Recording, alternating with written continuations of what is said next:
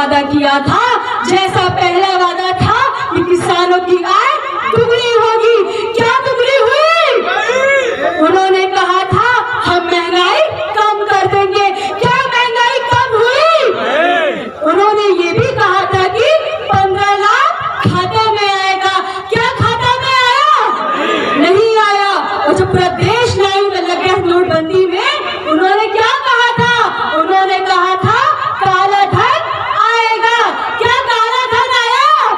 नहीं आया। जब 2019 में चुनाव हो रहा था तो उनको लगा कि हमने कोई काम नहीं किया है।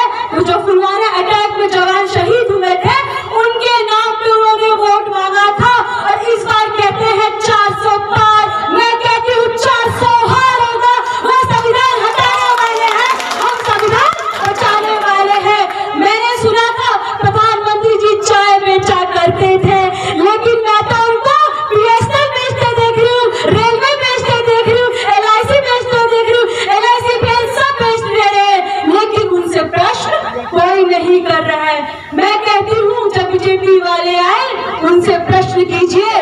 जब एक MP 5 साल के लिए हो सकता है, एक सिपाही 4 साल के लिए क्यों? एक MP को पेंशन मिल सकती है, एक अग्निवीर को पेंशन क्यों नहीं मिल सकती है? आप उनसे सवाल कीजिए, आपका संवैधानिक अधिकार है। ये कहते थे कि हम महिलाओं के हित की बात करते हैं, लेकिन जब मणिपुर में महिला जल रही थी, इन्होंने कुछ नहीं बोला। जब हमारी रेस्टलेस प्रोटेस्ट कर रही थी, तभी भी इन्होंने कुछ नहीं बोला। हाथरस जैसे केस लाते तभी भी है कुछ नहीं बोलते हैं। प्रधानमंत्री जी आते हैं, केवल मन की बात करके चले जाते हैं। मैं चाहती हूँ कोई ऐसा नेता है जो जनता की मन की बात करे। आप लोगों ने सुना होगा इलेक्ट्रो बॉन्ड के बारे में, इनका एक ही स्लोगन है, चंदा दो धंधा लो, नहीं तो ED CBI का फंडा लो। जब ये नारा लगाते हैं 400 पार का, तो क्यों नफरत के नाम पे वोट मांगते हैं? इनसे प्रश्न करिए, ये डरते हैं। मैं कहती हूँ 14 में आए हैं, 24 में चले जाएंगे।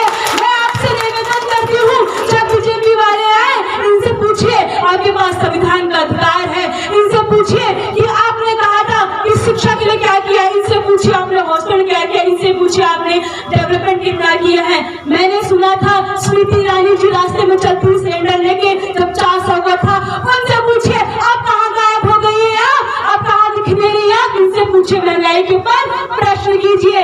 मैंने सुना था प्रधानमंत्री जी कहते थे कि महंगाई कम होगी, लेकिन जब उनसे पूछते हैं महंगाई के बारे में तो मंगलसूत्र लगाने के कहते हैं। जब हम उनसे पूछते हैं कि आपने विकास क्या किया है, तो कहते हैं कांग्रेस आ जाएगी तो सारी संपत्ति मुसलमान को दे दिया जाएगा। ये सिर्फ नफरत की राजनीति करते हैं और इंडिया आईएलएस वो मोहब्बत की राजनीति करती है। मैं आपसे निवेदन करती हूँ, आप प्रश्न कीजिए बीजेपी वालों से, संविधान नहीं रहेगा तो हम नहीं है, संविधान है तो हम है, संविधान है तो हमारा कल है। आप मुझे वोट देंगे, आप नेता चुनते हैं, आप नेता चुनते हैं, आपके पास संवैधानिक अधिकार है, समानता का अधिकार संविधान में दिया है। आप सोचिए संविधान नहीं रहेगा तो हम नहीं है। ये चुनाव किसी को न PM बनाने के लिए, न किसी को MP बनाने के लिए, ये चुनाव सिर्फ संविधान को बचाने के लिए है। ये चुनाव मीडिया को आगे बढ़ाने का चुनाव है, ये चुनाव आरक्षण बचाने का चुनाव है। मोदी जी के बारे में मीडिया कहती रहती है, गोदी मीडिया, कि कब उठते हैं कब सोते हैं, 24 घंटे काम करते रहते हैं। हम सोच रहे हैं कि इस बार जनता उनको छुट्टी दे दे, पूरे दिन बैठ के छुट्टी कर रहे, हम संविधान के फॉलो करके काम करेंगे। मैं आपसे निवेदन करती हूँ अपनी बेटी को वोट दिया और जिताए। मैं आपके लिए हक की लड़ाई लड़ूंगी, सड़क से लेकर सदन तक